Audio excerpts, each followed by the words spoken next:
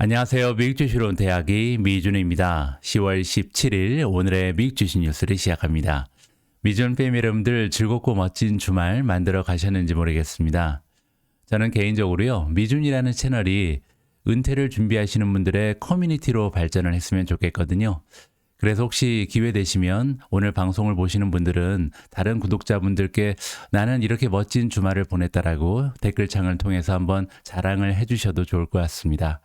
자, 그러면 새로운 한 주를 시작하는 월요일날 보내드리는 10월 17일 오늘의 미국 주식 뉴스 바로 시작합니다.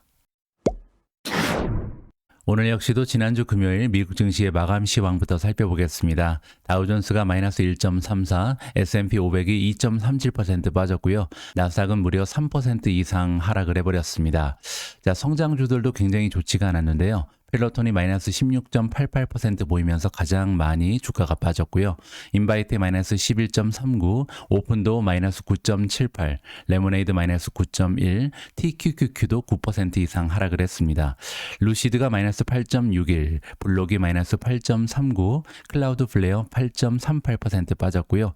그 밖에도 코인베이스, 니오, 메르카도 리브레, 테슬라 같은 종목들이요. 7%, 8% 정도 빠지는 굉장히 커다란 낙폭을 보였습니다. 자, 그리고 메가테크 기업들도 굉장히 좋지가 않았는데요. 전반적으로 모두 빨간색을 보이고 있죠.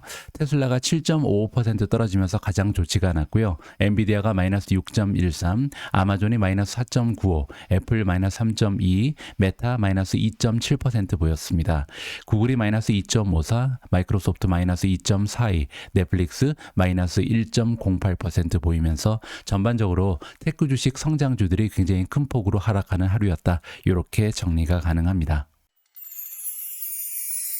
자, 오늘 첫 번째로 준비된 기사는요. 제가 지내고 있는 영국 관련된 뉴스입니다. 자, 영국의 가버먼트, 정부에서 유턴을 했다. 유턴했다는 것은 이제 180도 태도를 전환했다는 거죠. 어느 부분에 대해서 그러냐면 텍스 컷이니까 세금을 원래 감면하겠다라고 얘기를 했는데 이 입장을 바꿨다라고 이해가 가능합니다. 자, 그럼에도 불구하고 시장에서는 아직 확신하지 못하는 것 같다. 어디에 대해서 확신하지 못하냐면 영국 경제에 대해서 그렇다는 거죠. 자, 이 기사를 이해하기 위해서는 최근에 영국에서 어떤 일이 있었는지 좀 정리를 해볼 필요가 있습니다. 최근에 한 9월 21일 정도에 영국에서는요, 미니 예산이라는 게 발표가 됐었습니다. 그러면서 이제 갑자기 분위기가 안 좋아지고 금융위기설까지 대두가 되기 시작했는데요. 이 미니 예산이 뭐냐면 결국 감세 정책을 하겠다는 건데요. 세금을 줄이겠다는 것은 결국 다른 한쪽에서 이 재원을 마련해야 되기 때문에 국채를 발행한다는 뜻이 됩니다. 빚을 늘리겠다는 거죠. 그런데 문제는 요즘처럼 전 세계적으로 금리 인상을 하고 있는 상황에서 이런 조치는 인플레이션이 가속화될 수 있는 이유가 될 수도 있고요. 또 영국 정부의 부채가 계속 늘어난다는 얘기잖아요. 그렇기 때문에 굉장히 분위기가 싸해졌죠. 어쨌든 결과적으로 30년 만기 영국 국채금리가요. 단 하루 동안 3.5%에서 5%까지 급등하는 일이 발생하면서 난리가 한번 났었습니다. 그래서 이 난리를 잠재우기 위해서 결국 9월 28일 날 영란은행에서 장기 국채를 무제한 매입하겠다라고 발표를 했잖아요. 그때 이제 오미지를 통해서 여러분들께 이 소식을 전해드렸죠. 그래서 금리가 급락하고 이제 주식이 상승하는 일이 발생을 했었습니다. 그런데 굉장히 단기적이었죠. 왜냐하면 사실 영국의 중앙은행에서 국채를 매입한다는 것은 양적 완화를 한다는 얘기인데 지금 영국에서도 금리를 계속 올리는 상황이거든요. 긴축을 하고 있는 상황이죠. 따라서 긴축을 하고 있는 상황에서 경제 사이클에서 갑자기 국채를 매입한다는 것은 상식적으로 말이 되지 않는 정책이 시행됐다. 이렇게 우리가 생각할 수가 있거든요. 결국은 장기적으로 이러한 정책을 펼칠 수는 없겠죠. 그냥 잠깐 위기를 모면하는 데 그쳤고요. 결국 지난주 금요일 날 10월 14일이죠. 영란은행에서 긴급 국채 매입 프로그램을 종료한다라고 발표가 났습니다. 그렇기 때문에 이제 결국 인플레이션 때문에 계속해서 국채를 매입할 수는 없는 일이 되는 거고 그래서 영국 중앙은행이 더 이상은 양적 완화를 할 수 없게 되면서 영국발 금융 위기가 발생할 것이다. 뭐 영국이 IMF로부터 돈을 꾸게 될 것이다. 뭐 이런 소문들이 자자한 요즘입니다. 그리고 이제 금요일 날 동시에요. 트러스 총리가 미니 예산 발표할 때 그 동결하겠다고 했던 게 이제 법인세가 있었습니다. 그런데 이 법인세를 예정대로 19% 올리겠다라고 발표를 한 거죠. 그럼에도 불구하고 아직까지 시장에서는 영국 경제에 대한 확신을 느끼지 못하고 있다. 아직도 굉장히 어려운 상황이다. 이렇게 정리를 해볼 수가 있겠습니다. 제가 한 1년 전에요. 구글이 홀로그램 3D 테크놀로지를 이용한 화상 채팅 툴을 만들고 있다라는 소식을 여러분들께 전달해 드린 적이 있는데요. 오늘 그 후속 기사가 발표가 돼서 굉장히 좀 즐거운 마음으로 함께 살펴보고자 합니다. 자, 지금 보고 계신 화면이 이제 구글이 프로젝트로 진행하고 있는 스타라인인데요. 스타라인은 여기 나와 있는 것처럼 3D 비디오 홀로그램을 이용해서 바로 앞에 사람이 있는 것처럼 느낄 수 있는 화상 채팅 툴이다라고 보시면 됩니다. 그래서 여러분들의 친구, 친척, 가족, 그리고 이제 함께 일하고 있는 동료들과도 화상 채팅을 통해서 만날 수가 있는 세상이 드디어 이제 구현되고 있다. 이렇게 볼 수가 있는데요. 자, 기사의 내용을 좀 살펴보시죠. 테스트를 한 1년 동안 한 것 같습니다. 지난 1년 동안 구글의 오피스에서 계속해서 테스트를 했는데요. 이제 구글이 확신을 하는 거죠. 그래서 이제는 어느 정도 우리가 다른 기업들한테 제공을 할 정도로 이 기술이 완성이 됐다라고 느끼는 것 같습니다. 그래서 이번에 세일즈포스, 위워크, T모바일, 해켄색, 메리디안 같은 기업들한테 이 기술을 뿌리기 시작했다라고 보시면 되고요. 자, 구글이 발표하기를 설치를 시작했다는 거죠. 그래서 프로토타입이 나오는데요. 시제품, 아직까지 판매를 하는 것은 아니고 시제품을 이러한 기업들한테 뿌려주면서 드디어 이제 시범 운영을 시작하고 있다고 보시면 됩니다. 자, 기술력에 있어서는 이미 너무나 향상을 많이 해서 여러분들이 같은 방 안에서 이 사람과 얘기하는 것처럼 느낄 수 있는 수준까지 충분히 왔다라고 구글이 확신에 찬 목소리를 보여주고 있습니다. 자, 매직 윈도우라는 얘기가 나오는데요. 마법의 창이죠. 그래서 이 마법의 창을 통해서 다른 사람과 여기 대화를 나누고 제스처도 볼 수 있고 아이 컨택까지 할 수 있기 때문에 실제로 만나는 것과 별 차이가 없다는 거죠. 그리고 가장 중요한 게 두 가지가 나오는데요. 우리가 줌을 이용할 때 한 가지 아쉬운 점은 사람 크기가 아니잖아요. 근데 여기 나와 있는 것처럼 이 구글의 스타라인 프로젝트는요. 실제 사람의 크기랑 같은 그런 화면이 나오게 된다는 거. 두 번째로 3D이기 때문에 실제 입체감이 있다는 거. 이 두 가지가 굉장히 좀 차이점이 있다라고 보시면 됩니다. 자, 이 구글의 테크놀로지는 여러 가지를 포함하고 있는데요. 머신러닝, 컴퓨터 비전, 그리고 스파셜 오디오는 뭐냐면 사람이 가까이서 얘기하면 가까이 들리고 멀리 떨어져서 얘기하면 좀 멀리 들리고 그리고 이제 오른쪽에서 얘기하고 왼쪽에서 얘기하고가 다 이렇게 구성이 차이가 나는 게 이제 스파셜 오디오라고 보시면 되고요. 라이트 필드 디스플레이는 이제 태양이 어디에 있냐에 따라서 명암 구성도 되니까 굉장히 좀 실제감이 넘쳐난다. 이렇게 우리가 생각을 해볼 수가 있겠습니다. 자, 구글은 아직까지 발표하진 않았습니다. 그래서 이 테크놀로지를 어떠한 식으로 판매할지, 그래서 뭐 기업들한테만 판매를 할지 소비자한테도 판매할지 둘 다한테 판매할지 이런 구체적인 계획은 아직까지는 나오지 않고 있다라고 얘기합니다. 뭐 예를 들어서 기업들한테 판매를 한다면 기업들에서는 굉장히 좀 다양한 곳에 활용할 가능성이 높습니다. 최근 들어서 이제 원격 근무를 하는 그런 직원들이 많이 있는데 원격 근무하는 직원들과 미팅을 하는데도 굉장히 유용한 툴이 될 수가 있고요. 아니면 인터뷰를 하는데도 활용이 되겠죠. 인터뷰는 굉장히 여러 명하고 하게 되는데 그 사람들이 다 회사에 들어올 필요가 없겠죠. 이렇게 화상 채팅을 통해서 인터뷰도 굉장히 심도 있게 할 수 있는 툴이 마련이 되는 거고요. 마지막으로 전 세계에 흩어져 있는 고객들을 만나기 위해서도 더 이상 출장을 갈 필요가 없다. 어떻게 보면 항공사라든지 호텔이 이 구글의 화상 채팅 때문에 다 망해버릴 수도 있는 이러한 날이 올 것 같습니다. 자, 우리는 이번에 개발적인 프로젝트 스타라인이 많은 사람들을 도와줄 것으로 기대하고 있는데요. 예를 들어서 원격 근무를 하고 있는 다른 직원들, 동료들과의 강한 연대감을 구성한다든지 아니면 의사들이 페이션트, 환자들과 조금 더 의미 있는 연대감을 조성하고 관계를 구축한다. 그리고 세일즈 펄슨, 아까 말씀드린 것처럼 출장을 가기보다는요. 여러 사람들과 화상 채팅을 통해서 많은 고객들을 만나고 대화를 나눌 수 있는 기회가 마련될 것이다. 이렇게 지금 구글에서 얘기하고 있습니다. 자, 이번 기사에서 우리가 직접 확인할 수 있는 것처럼 구글의 프로젝트 스타라인이 완성 단계에 있는 것 같잖아요. 따라서 앞으로는 정말 기업이 일하는 방식, 우리 개인들이 개인과의 관계를 구축하는 방식이 정말 테크놀로지 때문에 많은 변화를 만들어낼 수 있겠다라는 생각이 들게 됐습니다. 자, 그럼 이번에는요, 제가 1년 전에 보여드렸던 짧은 비디오를 다시 한번 여러분들과 함께 확인했으면 합니다. 자, 이 구글에서 만들고 있는 스타라인 프로젝트의 기술력이 어느 정도인지 잠깐 짧은 영상을 통해서 재확인을 해 보시죠.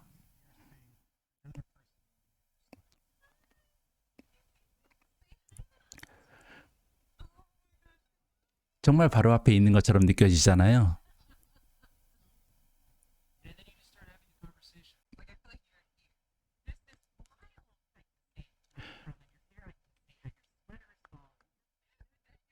근데 이게 지금 1년 전이었거든요. 따라서 지금은 이때보다 오히려 더 테크놀로지가 올라갈 수도 있겠죠.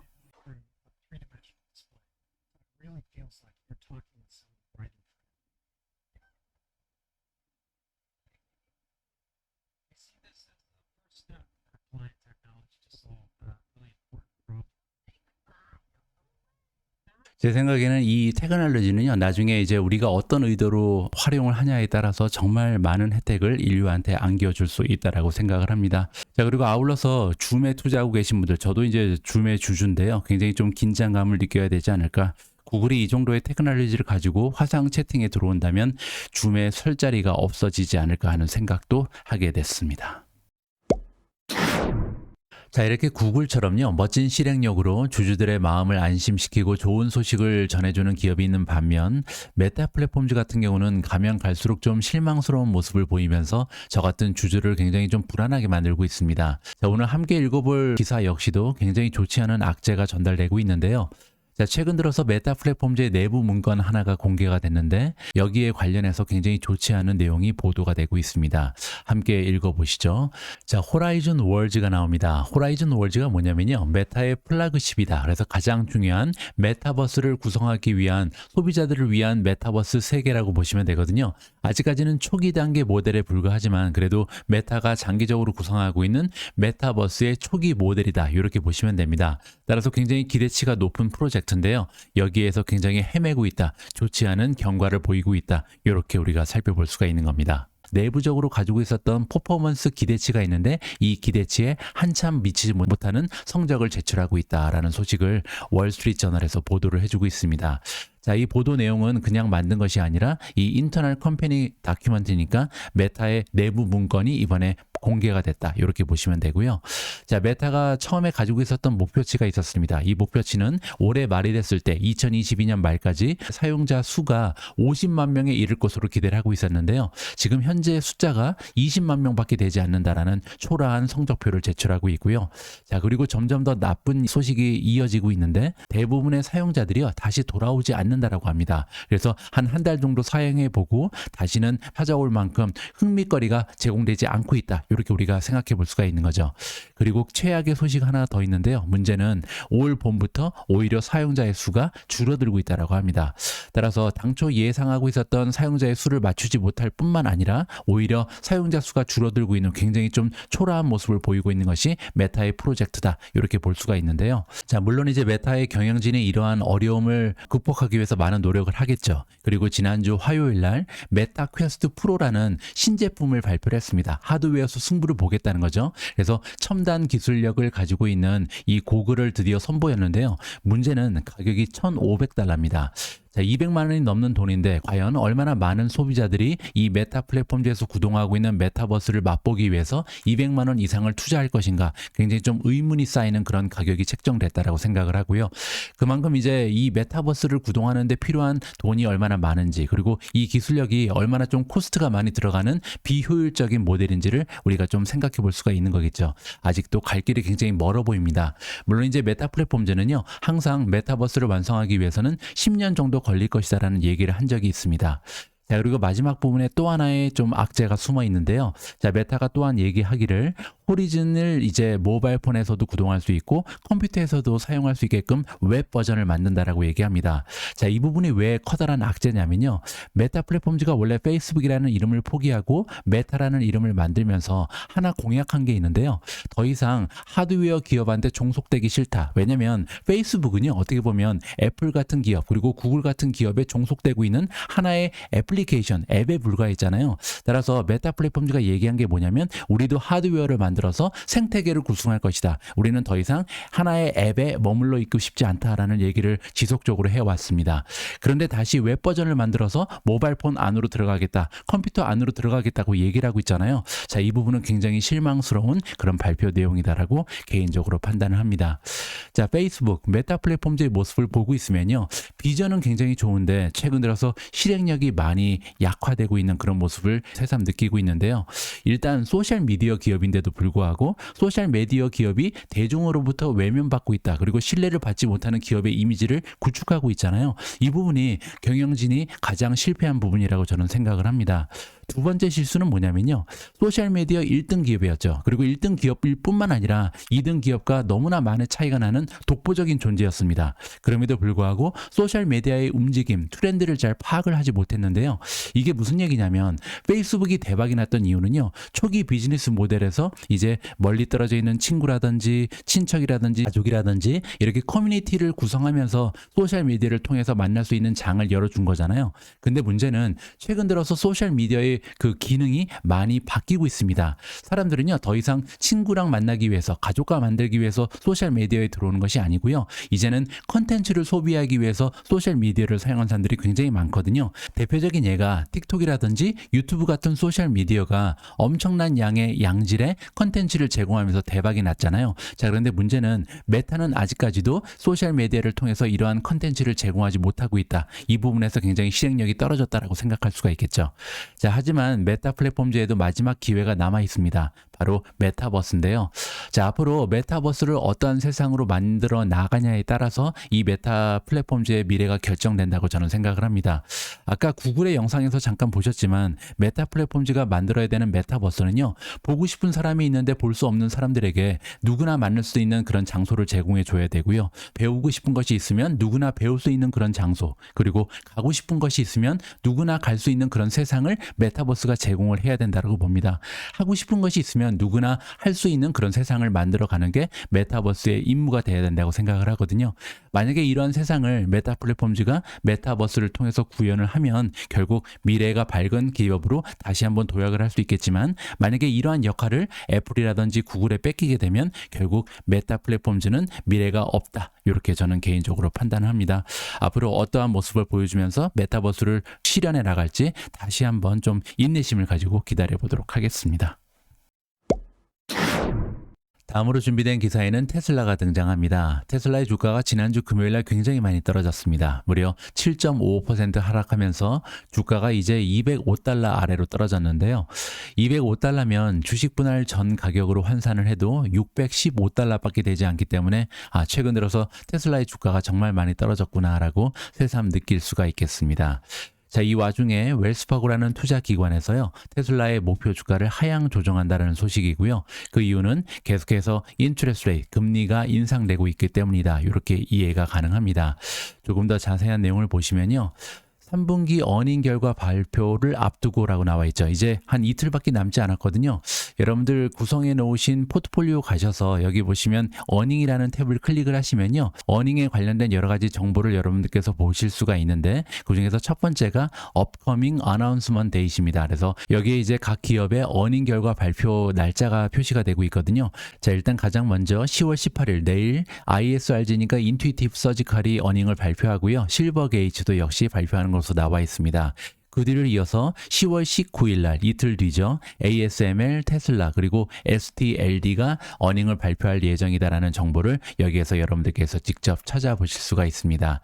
자, 다시 기사로 돌아가서요. 3분기의 어닝 결과를 이틀만 남긴 상태에서 콜린 랑간이라는 전문가가 이번에 목표 주가를 하향 조정했다라 그러고요. 원래는 280이었는데 230까지 줄인 것으로 나와 있습니다. 자, IRA가 나오는데요. 인플레이션 리덕션 액트. 우리가 보통 인플레이션 감축 법안이라고 불렀던 거죠. 자, 이 인플레이션 감축 법안이 2023년에 테슬라를 도와줄 것이다. 자, 그런데 문제는 현재 경제 상황 그리고 금리 인상이 테슬라를 도와주지 않을 것이다라고 얘기합니다. 따라서 호재가 있는 반면 지금 현재 악재가 겹치면서 많은 주가의 하락을 도모하고 있다. 이렇게 볼 수가 있겠죠.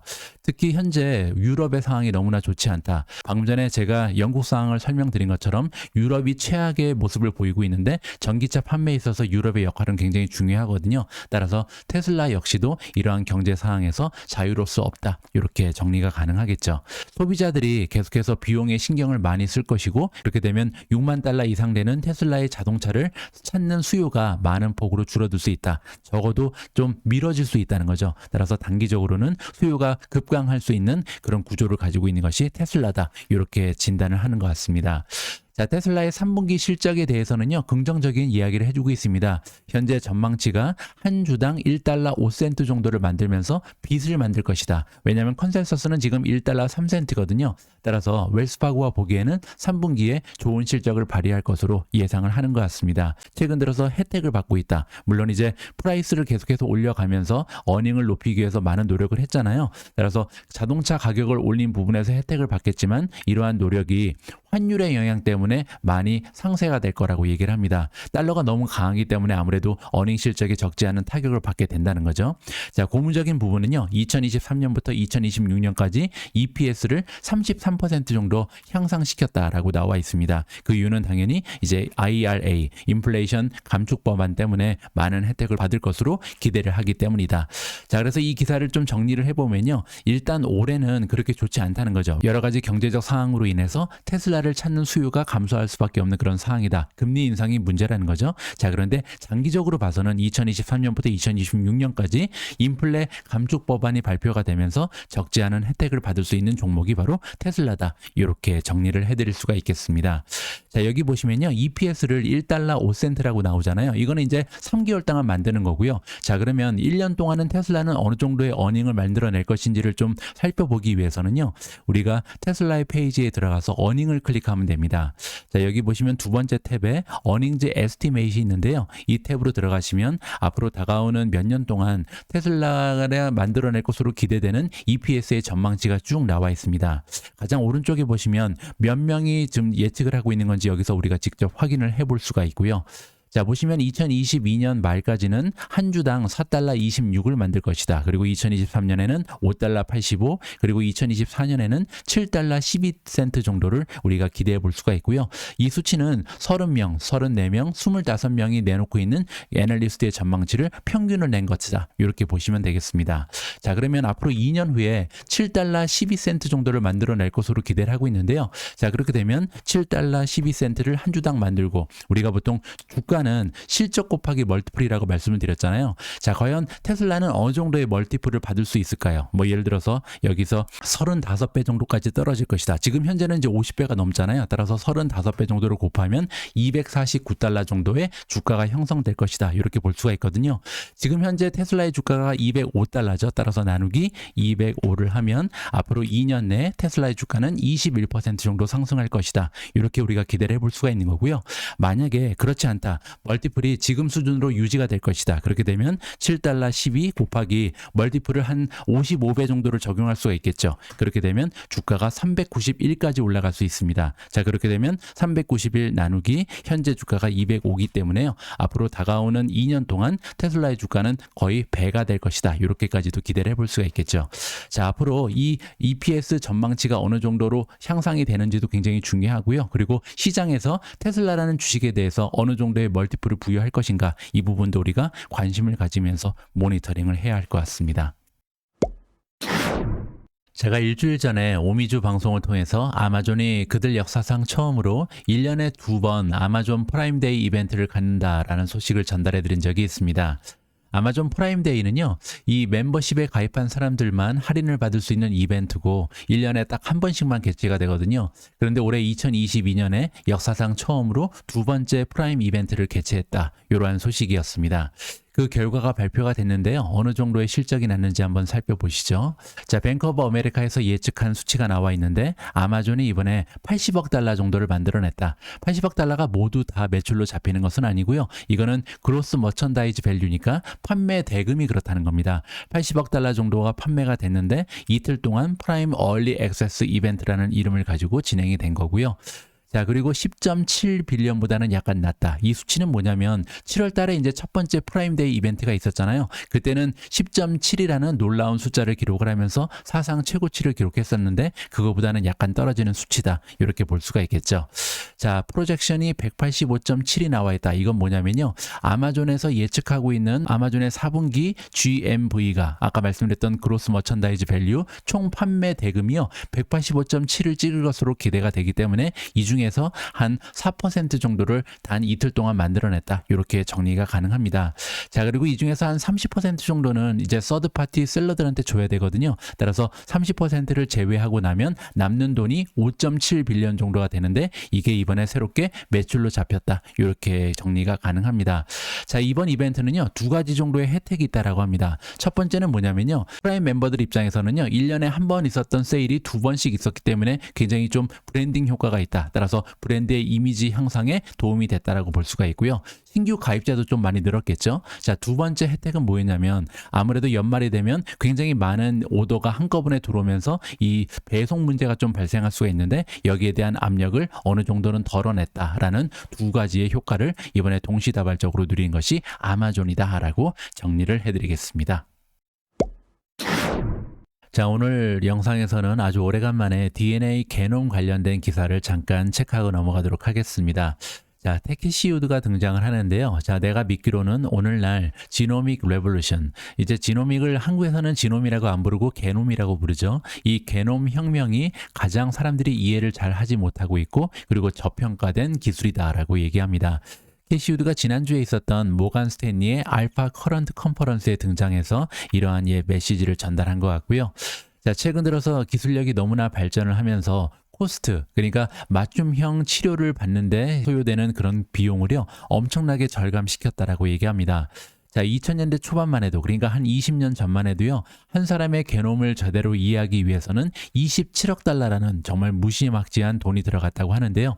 요즘에는 500달러만 내면 자가진단도 할 수 있는 그런 시대가 열리고 있다는 거죠. 그리고 중요한 것은 이 비용이 계속해서 떨어지고 있다.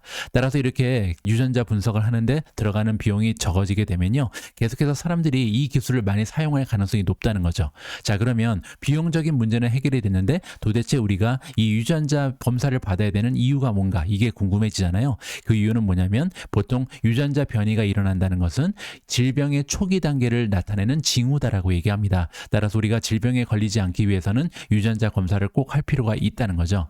자, 그렇게 되면요, 정말 다가오는 미래에는 모든 사람이 유전자 검사를 하고 이러한 시장의 확대가 될 가능성이 높다는 건데 어떤 기업들에 투자를 해야 이런 트렌드에서 좋은 수익을 올릴 수 있을지 여기에 대해서 궁금해집니다.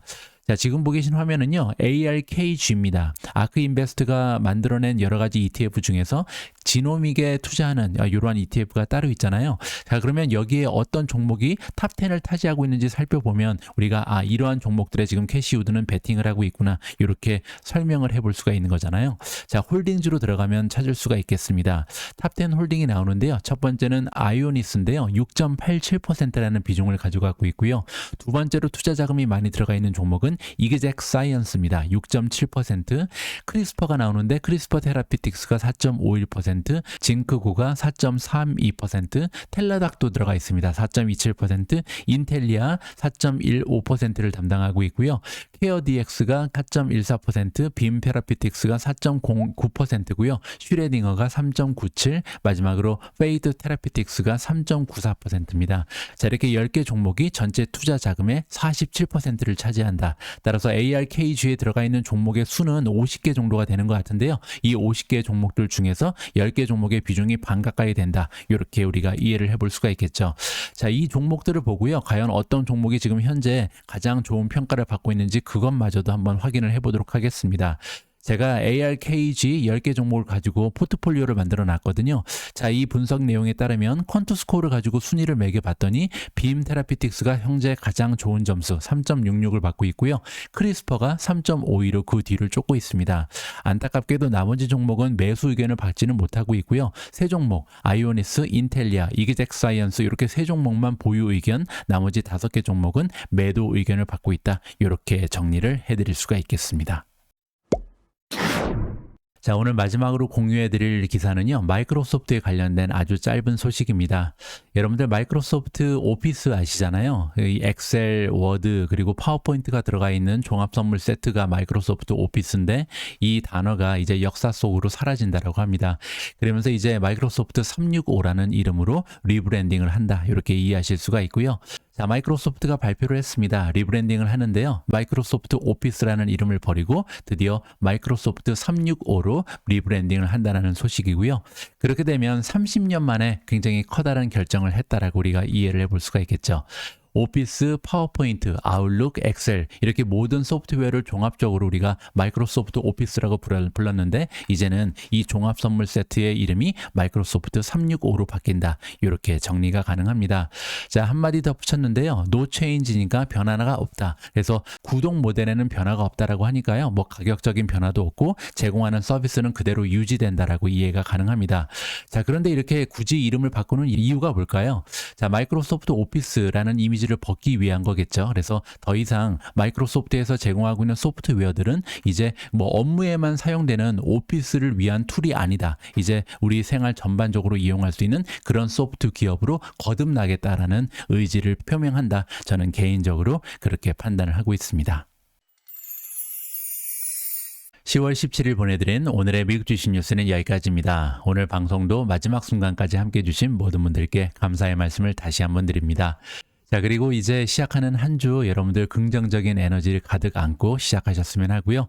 이번 주에는 우리 모두에게 좋은 일만 가득했으면 합니다. 우리 모두가 미국 주식 투자로 은퇴하는 그날까지 다 함께 화이팅입니다. 행복한 하루 되세요. 감사합니다.